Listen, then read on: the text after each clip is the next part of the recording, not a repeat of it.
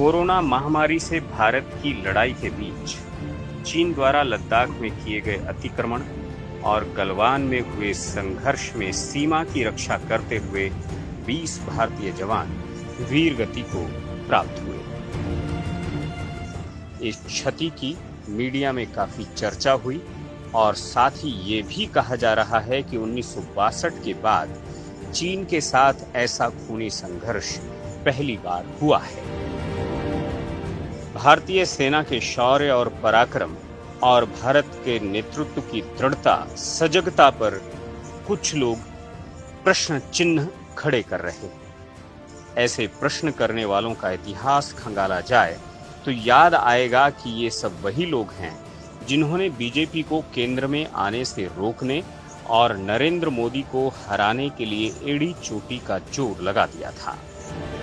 वर्तमान सहित ऐसी सभी समस्याओं का जन्म इन शक्तियों की अदूरदर्शिता, अव्यावहारिकता, नेतृत्व क्षमता और राष्ट्र की संकल्पना के अभाव में ही निहित है। शायद जिस प्रकार की दृढ़ता, साहस और संयम का परिचय भारत के शीर्ष नेतृत्व ने डोकलाम और अभी गलवान क्षेत्र में दिया है, ऐसा इसके पहले चीन के साथ कभी नहीं हुआ। 1962 के बाद भी उनका अतिक्रमण तो चलता ही रहा, परंतु उसका मजबूत विरोध अभी तक नहीं हुआ था। सेना के शौर्य और पराक्रम के साथ नेतृत्व की भूमिका भी विशेष महत्व की होती है। 1998 के सफल पोखरण परमाणु परीक्षण से ये तथ्य उजागर हुआ, क्योंकि उसमें भी वैज्ञानिकों के साथ नेतृत्व की निर्णायक भूमिका अहम थी। भारतीय वैज्ञानिक 1994 में ही ये अणु परीक्षण करने में सक्षम थे, परंतु अंतर्राष्ट्रीय दबाव के चलते उस समय के शीर्ष नेतृत्व ने ये साहस नहीं दिखाया जो 1998 में अटल बिहारी वाजपेयी ने दिखाया। उस सफल परीक्षण के बाद भारत और भारतीयों की साख दुनिया भर में बढ़ी। 2014 से राष्ट्र विरोधी आतंकवादी गतिविधियों को लेकर पाकिस्तान के साथ और चीन के साथ भी भारत के रवैये में एक मूलभूत परिवर्तन दिखता है। उरी हवाई हमला, बालाकोट, डोकलाम, गलवान, कश्मीर में जारी पाक समर्थित आतंकवाद का सफल प्रतिरोध, इन सभी गतिविधियों से ये परिवर्तन स्पष्ट हुआ है।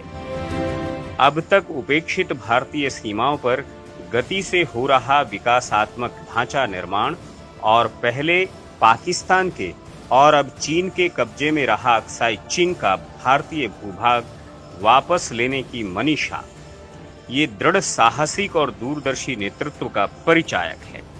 चीन की बौखलाहट का यह भी कारण हो सकता है, अर्थात इससे भारत में ही राष्ट्र विरोधी गतिविधियों का समर्थन करने वाले कुछ तत्व असहज हो रहे हैं।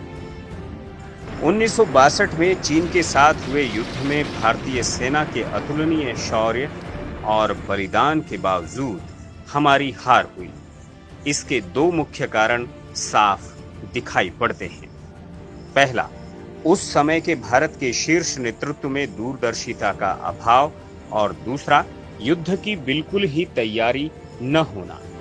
चीन के विस्तारवादी स्वभाव से अवगत राष्ट्रीय स्वयंसेवक संघ के सरसंघ चालक श्री गुरुजी और बाकी अनेक दूरदृष्टा नेताओं ने संकेत दिया था कि चीन को भाई भाई कहकर गले लगाते समय चीन से धोखा मिल सकता है। उस चेतावनी की पूर्णतः अनदेखी कर सुरक्षा की दृष्टि से कोई तैयारी न करने और चीन को गले लगाए रहने के परिणाम स्वरूप हमें 1962 के युद्ध में शर्मनाक और दुखद नतीजे भुगतने पड़े। इस घटना के बाद ही भारतीय सेना को सुसज्जित करने का निर्णय लिया गया, परंतु सेना की शक्ति ठीक होना पर्याप्त नहीं होता।